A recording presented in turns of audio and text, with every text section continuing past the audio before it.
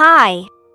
Everybody, the movie begins just moments ago. The native villagers were suddenly attacked by an army led by the Mayan nobles. Jones, in order to protect his wife and son, used vines to lower them into a deep pit, but the intruders quickly discovered them. Jones hastily sped up the descent of the vines. For the moment, his wife and child were safe, but his people were still in danger. Jones had to help his tribe resist the invaders. He promised his wife he would return for them. Then he tied off the vines and quickly joined the fight. The Maya warriors were about to strike Jones, but the Maya leaders stopped them. Frustrated, the failed warrior lashed out in anger. Jones looked up and was shocked to see his father there as well. The warrior overheard this and ordered his men to lift Jones's father right in front of Jones. They killed him. Then, with one strike, they knocked Jones unconscious. When Jones woke up, he saw his entire tribe bound as captives. He turned his head toward the pit where he had hidden his wife and child. That glance was noticed by the enemy. They followed the vines to the edge of the pit, though they saw nothing unusual at the bottom. One of them picked up a heavy stone and tossed it down. The mother quickly covered the boy's mouth, not daring to make a sound. Before leaving, the enemy even cut the vines leading into the pit as Jones was taken away as a captain. He watched the vines fall. He silently vowed he would return to rescue his wife and child. They marched through dense forests, they crossed rushing rivers. When they passed a large road, a giant tree suddenly fell. Fortunately, no one was hurt.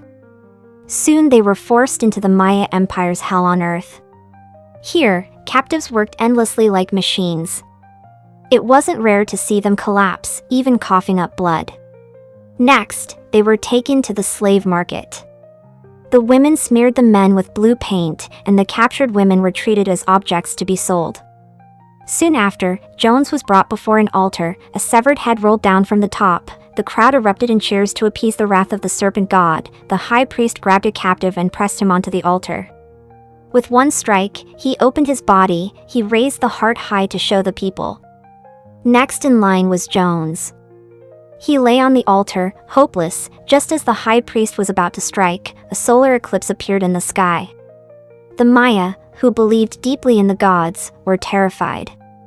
They thought they had angered the heavens. The high priest quickly calmed the crowd. The gods have drunk their fill of blood. They need no more sacrifices.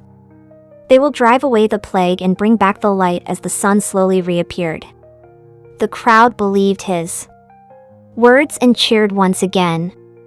By sheer luck, Jones had escaped death. After that, Jones was taken to a training ground. The Maya opened a weapons chest. They chose a weapon and handed it to a boy. The boy sprinted across the field. He untied the ropes binding one of the captives. Then he announced the rules. If you can escape our attacks, you will regain your freedom and return to the forest.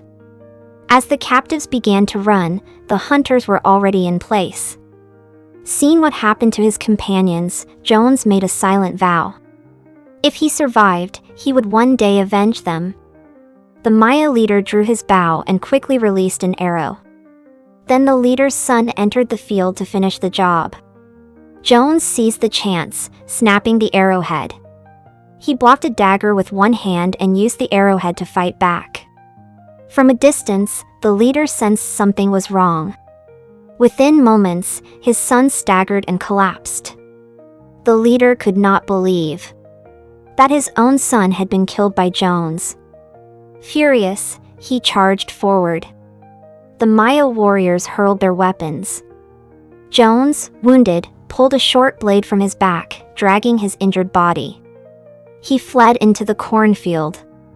The Maya warriors all rushed into the field to hunt him down. Breathless, Jones stumbled into the primeval forest.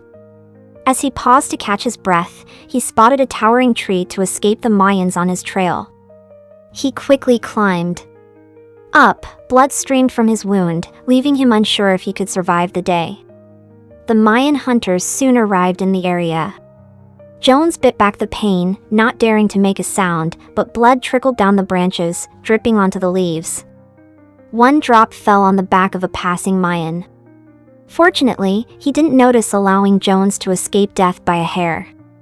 Jones raised his head and froze. A black panther was glaring at him from above. He turned and confirmed his worst fear. A dull panther, eyes locked on him, ready to strike. Meanwhile, the Mayans had chased for miles without finding a trace of him. When they discovered bloodstains on one of their own, they suspected Jones was hiding in the trees, splitting into two groups. They searched in all directions. At that very moment, Jones was being hunted by the panther.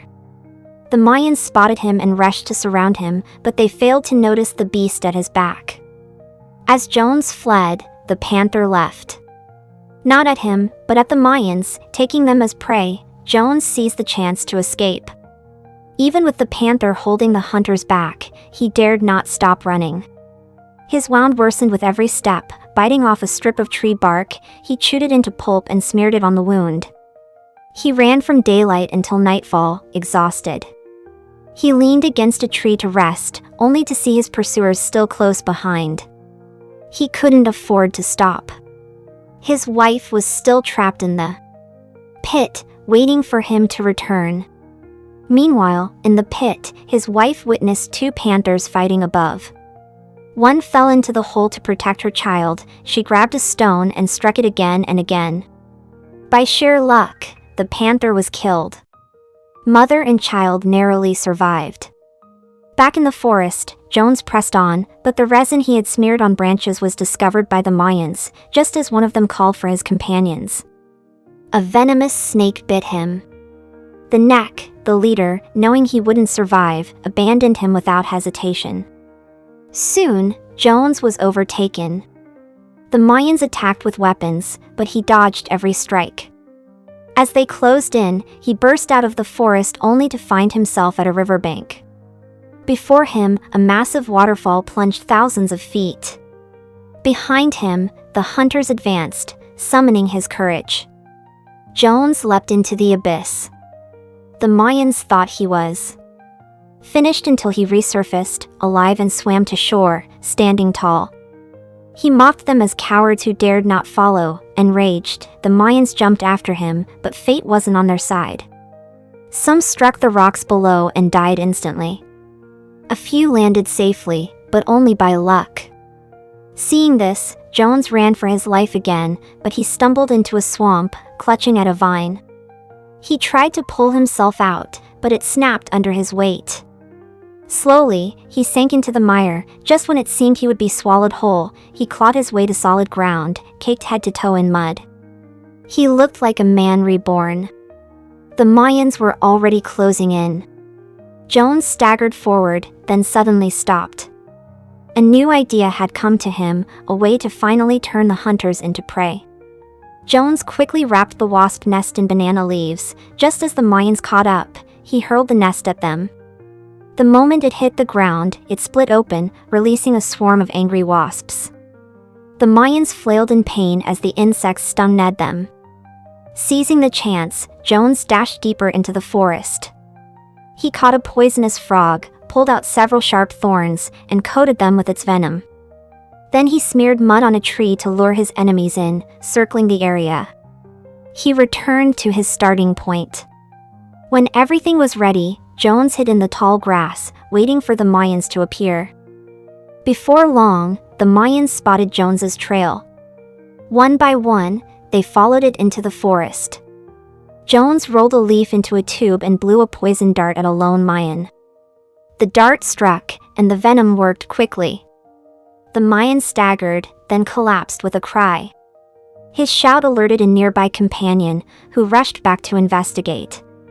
As Jones reached for the fallen man's weapon, he ran straight into the returning Mayan. Seeing the killer of his father, Jones could no longer hold back his rage. He charged forward. At that moment, a heavy rain began to fall.